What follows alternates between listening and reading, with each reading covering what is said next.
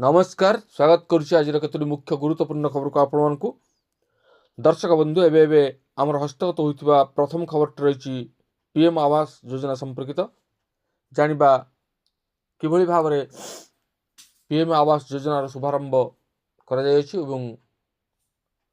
तार सर्वे बर्तमान चालू रही से संपर्क में संपूर्ण विवरण मुझे वीडियो प्रदान करी से निश्चित वीडियो को प्रथम शेष पर्यंत देखिए जब वीडियो भल लगे से पाखे लाल बटन निश्चित सब्सक्राइब करें पाखे बेल आइकन बजाइदेवे और ऊपर आसुवा ऑल नोटिफिकेशन क्लिक करके भूलिए जहाँफल एभली वीडियो सर्वप्रथम आपण निकट में पहुँच पार। तेज आसतु जाना आज प्रथम खबरटी प्रधानमंत्री आवास योजना ग्रामीण अधीन अनुसूचित जाति और जनजाति वर्गर अभावी परिवार यह योजनार लाभ पाइपर। अनुसूचित जाति और जनजाति कल्याण विभाग पक्षर यह वर्गर बासहीन परिवार मान एक सर्वे कर पंचायत स्तर में यही सर्वे कर योग्य परिवार मानक सामिल कर ग्राम्य उन्नयन विभाग सचिव लोकेश कुमार सिंह समस्त जिलापाल मान चिठी लिखि यही सर्वे योग्य विवेचित परिवार गुड़ी को जांच कर योजनार लाभ देवा निर्देश देते हाउसिंग प्लस 2024 अधीन एक सर्वे कर जहाद्वारा अभावी परिवार नाम वेटिंग लिस्ट अंतर्भुक्त हो पार। यही योजनार हिताधिकारी मानक मनरेगा जॉब कार्ड प्रदान करने को निर्देश दि जाए शिविर आयोजन कर जो मैंने जॉब कार्ड जरिए लाभ ने से मनरेगा योजन 90 ରୁ 95 दिन मजूरी दी तेणु हिताधिकारी पाखे जॉब कार्ड रहा निहाती बाध्यतामूलक अटे। यही योजनार लाभ उठाइबा सरकार पत्नी Aadhaar card bank account job card इत्यादि किसी दस्तावेज को बाध्यतामूलक किंतु कागजपत्र में त्रुटि सामना को आसुची। गोटे दिन में मात्र 4 ରୁ 5 जन हिताधिकारी काम शेष कर आधार जांच चक्षु परीक्षा प्रक्रियार विलंब होता पंचायत स्तर सर्वे जमापड़ी। समस्त हिताधिकारी मानकर आधार कार्ड बैंक अकाउंट और जॉब कार्ड संशोधन कर जांच करने को पंचायतर मुख्य और आवास सहायक होती। आपणकर बैंक अकाउंट को आधार एवं NPCI सहित लिंक करंतु यह द्वारा अधिक अधिक लोक यही योजना लाभ पाइपर। परवर्ती खबर रही बदल मिशन शक्तिर ढांचा मिशन शक्ति नुआ गाइडलाइन जारी कर राज्य सरकार विभाग पक्षर समस्त जिलापाल मानक जारी होता चिठी आम टे नजर पकाइबा। मिशन शक्ति अधीन समस्त प्रशासनिक संगठन कार्यकारी कमिटी और सब कमिटर पर्यायक्रम हेब पुनर्गठन। जिला स्तर DLF पुनर्गठन करने को जिलापाल मान चिठी कर मिशन शक्ति विभाग कमिशनर कम सेक्रेटरी शालीन पंडित।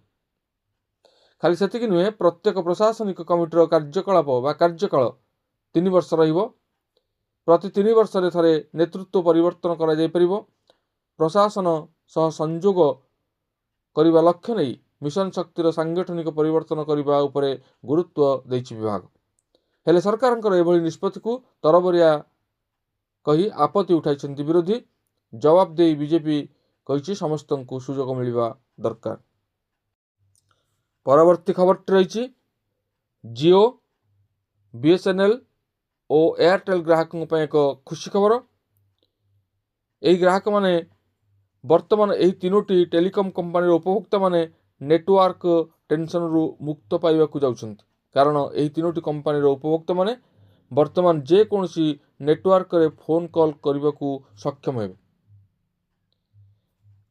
आपण मानकर कंपनी गुड़िकर 4G सेवा व्यवहार करने को समर्थ हेबे। एथिपाई सरकार एक सेवा एंट्रा सर्कल रूम आरंभ करछंती। एही सेवा हेतु जियो एयरटेल एवं BSNL उपभोक्ता माने जेकोसी नेटवर्क व्यवहार करी फोन कॉल करने को समर्थ हेबे जदिओ सेमानकर कंपनी नेटवर्क उपलब्ध नथिबो। यही 3टी कंपनी मध्य होइतिबा चुक्तिनामा अनुसार 35,000 रु अधिक गाँ एवं दुर्गम अंचल लोक मैंने 27,000 टावर माध्यम नेटवर्क बिना 4G सेवा माध्यम कॉल कर सुविधा पाइबे। परवर्ती खबर रही फेब्रुआरी 21 रु मैट्रिक परीक्षा प्रश्नपत्र विभ्राट रोकने को बोर्ड पक्षर बड़ पदक्षेप। फेब्रुआरी 21 तारिख आरंभ होगा मैट्रिक परीक्षा यह पूर्व बड़ निष्पत्ति नहीं माध्यमिक शिक्षा परिषद। विगत किछि वर्ष है मैट्रिक परीक्षा विभ्राट होता खबर आसूची। यह द्वारा भल शिक्षक छात्र छात्री और अभिभावक को निराश होगा पड़ुछि। ଦଶମ ଶ୍ରେଣୀ ପରୀକ୍ଷା ବା ବାର୍ଷିକ ପରୀକ୍ଷା 2025 ପ୍ରଶ୍ନପତ୍ର ଭାଇରାଲ ରୋକିବାକୁ ମାଧ୍ୟମିକ ଶିକ୍ଷା ବୋର୍ଡ ପଦକ୍ଷେପ ଗ୍ରହଣ କରିଛି। ବୋର୍ଡ ପକ୍ଷରୁ କୁହାଯାଇଛି ଯେ ଚଳିତ ଥର ଦଶମ ଶ୍ରେଣୀର ବୋର୍ଡ ପରୀକ୍ଷା ପାଇଁ ପ୍ରଶ୍ନପତ୍ର ନମ୍ବରିଂ ବ୍ୟବସ୍ଥା କରାଯିବ। ପ୍ରଶ୍ନପତ୍ରକୁ ନମ୍ବରିଂ କରାଯିବା ସହ ଏଥିରେ ୱାଟରମାର୍କ ଲାଗିବ। ବାର୍ କୋଡ୍ ସହ ସିକ୍ୟୁରିଟି କୋଡ୍ ମଧ୍ୟ ରହିବ। ଚଳିତ ବର୍ଷଠାରୁ ପ୍ରଶ୍ନପତ୍ରରେ ରହିବ ୱାଟରମାର୍କ। ଫଳରେ ପ୍ରଶ୍ନପତ୍ର ଭାଇରାଲ ହେଲେ ଯେଉଁଠୁ ଭାଇରାଲ ହୋଇଛି ତାହା ଜଣାପଡ଼ିବ। ଏନେଇ ବୋର୍ଡ ବିଦ୍ୟାଳୟ ବା ବୋର୍ଡ କାର୍ଯ୍ୟାଳୟ ପକ୍ଷରୁ ଗଣମାଧ୍ୟମକୁ ସୂଚନା ଦିଆଯାଇଛି। ସୂଚନା ଅନୁସାରେ ମାଧ୍ୟମିକ ଶିକ୍ଷା ବୋର୍ଡ ଦ୍ୱାରା ପରିଚାଳିତ ମାଟ୍ରିକ ପରୀକ୍ଷା 2025 ଆସନ୍ତା ଫେବୃଆରୀ 21 ତାରିଖ ଠାରୁ ଆରମ୍ଭ ହୋଇ ମାର୍ଚ୍ଚ 6 ତାରିଖ ଯାଏଁ ଜାରି ରହିବ। ପ୍ରଥମ ଦିନରେ ମାତୃଭାଷା ପରୀକ୍ଷା ହେବ 24 ତାରିଖରେ ଇଂରାଜୀ, 27 ତାରିଖରେ ଗଣିତ, ମାର୍ଚ୍ଚ 1ରେ ବିଜ୍ଞାନ, ମାର୍ଚ୍ଚ 3ରେ ସାମାଜିକ ବିଜ୍ଞାନ, ମାର୍ଚ୍ଚ 6ରେ ତୃତୀୟ ଭାଷା ହିନ୍ଦୀ ଓ ସଂସ୍କୃତ ଭାଷା ହେବ ଏବଂ ମାର୍ଚ୍ଚ 6ରେ ତୃତୀୟ ଭାଷା ହିନ୍ଦୀ ବା ସଂସ୍କୃତ ପରୀକ୍ଷା ହେବ। ପରୀକ୍ଷାର ସମୟକାଳ 9ଟାରୁ ପୂର୍ବାହ୍ନ 11:30 ଯାଏଁ ରହିବ। ପରୀକ୍ଷାର୍ଥୀମାନଙ୍କୁ ଗଣିତ ପାଇଁ ଅତିରିକ୍ତ ସମୟ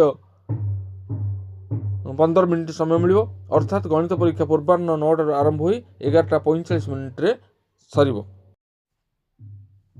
ପରବର୍ତ୍ତୀ ଖବରଟି ରହିଛି ସୁନା ଦର ଗତ କିଛି ଦିନ ହେଲା ଲଗାତାର ବଢ଼ିବାରେ ଲାଗିଛି। ଆଜି ନୂଆଦିଲ୍ଲୀରେ 24 କ୍ୟାରେଟ୍ ସୁନା ଦରରେ 200 ଟଙ୍କା ବୃଦ୍ଧି ଘଟି ରେକର୍ଡ 83,000 ଟଙ୍କା ଟପିଛି। ଆମେରିକାର ନୂଆ ରାଷ୍ଟ୍ରପତି ଡୋନାଲ୍ଡ ଟ୍ରମ୍ପଙ୍କର ନୀତିକୁ ନେଇ ଅନିଶ୍ଚିତତା ରହିଥିବାରୁ ସୁନାର ଚାହିଦା ଏବଂ ଦର ବଢ଼ିବାରେ ଲାଗିଛି।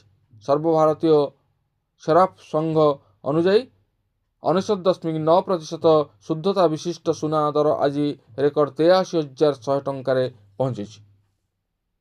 ଶୁକ୍ରବାର ଏହାର ଦର 82,900 ଟଙ୍କା ରହିଥିଲା।